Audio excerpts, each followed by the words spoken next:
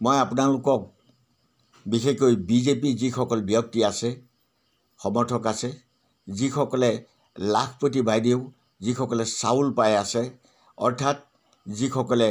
এই ধৰণৰ উপঢৌকন চৰকাৰৰ পৰা পাই চৰকাৰপন্থী হৈ আছে সেইসকলক মই আজি ক'বলৈ বিচাৰিছোঁ আজি হ'ল 7 এপ্ৰিল বিহুলৈ আৰু মাত্ৰ কেইদিনমান আছে আজি 7 এপ্ৰিলত আমাক বিহুৰ এক সুন্দৰ উপহাৰ দিছে এই ভাৰতবৰ্ষ চৰকাৰে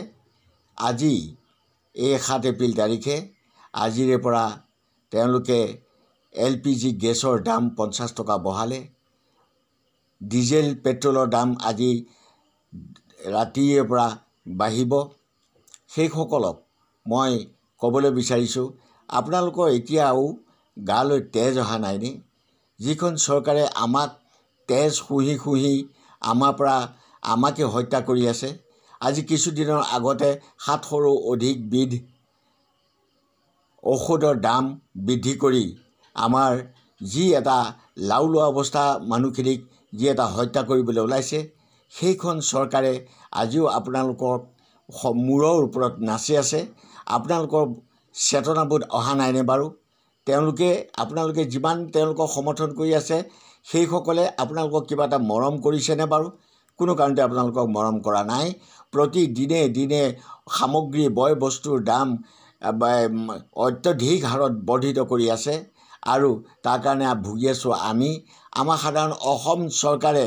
1,70,000 কোটি টকা এতিয়া লোন লৈ আমাক ভিকাৰী কৰি আছে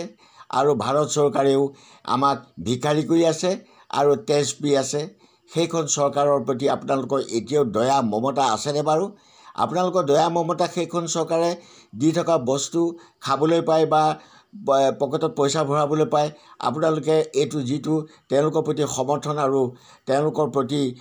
মৰম দেখুৱাইছে আপোনালোকে নিজৰ পৰিয়ালটোৰ প্ৰতি আৰু কোটি কোটি এই দৰিদ্ৰ ভিখাৰী মানুহবিলাকৰ প্ৰতি আপোনালোকৰ মমতা বোলা বস্তু মানে ধ্যান ধাৰণাটো নাইনে বাৰু গতিকে আপোনালোকে যদি তেনেকৈ যদি থাকিবলৈ বিচাৰে তেতিয়াহ'লে অদূৰ ভৱিষ্যতে খুব কম সময়ৰ ভিতৰতে আমি গোটেই ভাৰতবৰ্ষ বাদ দি হ'লেও আমি অসমীয়া জাতিটো নিঃশেষ পথলৈ আমি যাবলৈ বাধ্য হৈছোঁ আৰু সেইদিনাখনৰ পৰা আকৌ টোল গেটৰ দামো বঢ়ালে মাথোন তেওঁলোকে বঢ়াই আছে আৰু আমাৰ এইখন দিছপুৰীয়া চৰকাৰে আমাৰ গাঁৱে গাঁৱে মদৰ দোকান দিছে চাওক আমাৰ জাতিটো কিমান নিঃশেষ কৰিবলৈ ওলাইছে আপোনালোকে এই মুহূৰ্তলৈকে আপোনালোকৰ কাণসাৰ নাই আপোনালোকৰ জ্ঞানলৈ আপোনালোকৰ ধ্যান ধাৰণালৈ চিন্তা ভাৱনাৰ অহা নাই আপোনালোকৰ চিন্তা মগজুলৈ চেতনাবোধ এটা অহা নাইনে যে এইখন চৰকাৰে আমাক কেনেকৈ কুঁহিয়া পেৰা দি চেপিব লাগিছে সেয়ে মই আশা কৰিম এনে হোৱাৰ পিছতো আপোনালোকে যদি পু শিশুৰ দৰে যদি মুখ নেমেলি আপোনালোকে যদি ঐক্যবদ্ধ হৈ এই চৰকাৰৰ বিৰুদ্ধে মাত নামাতে তেতিয়াহ'লে আপোনালোক তথা আমাৰ গ্ৰাম্য যে কোটি কোটি মানুহ আৰু অসমৰে এই গ্ৰাম্য মানুহখিনি এই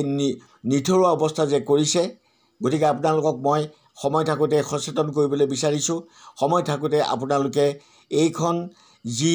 তেজপ্ৰিয়া চৰকাৰৰ বিৰুদ্ধে গৰজি উঠক আৰু বিশেষকৈ অসমৰ কাৰণে এটা সুবিধা আহিছে এইখিনি সময়তে আমাৰ পঞ্চায়তৰ নিৰ্বাচনৰ প্ৰশ্নটো আহিছে আৰু আহিছে ২৬ত আমাৰ বিধানসভা ইলেকশ্যন গতিকে এই নিৰ্বাচনৰ সময়ত আপোনালোকে এই তেজ খোৱা চৰকাৰটোৰ প্ৰতি আপোনালোকে সচেতন হৈ তেওঁলোকক আৰু যাতে তেওঁলোক আগবাঢ়িব নোৱাৰে তাতে আপোনালোকে সীমাবদ্ধ ৰাখক নহ'লে বা আমাৰ এই সাধাৰণ দুখীয়া গঞা ৰাইজৰ মৃত্যু অনিবাৰ্য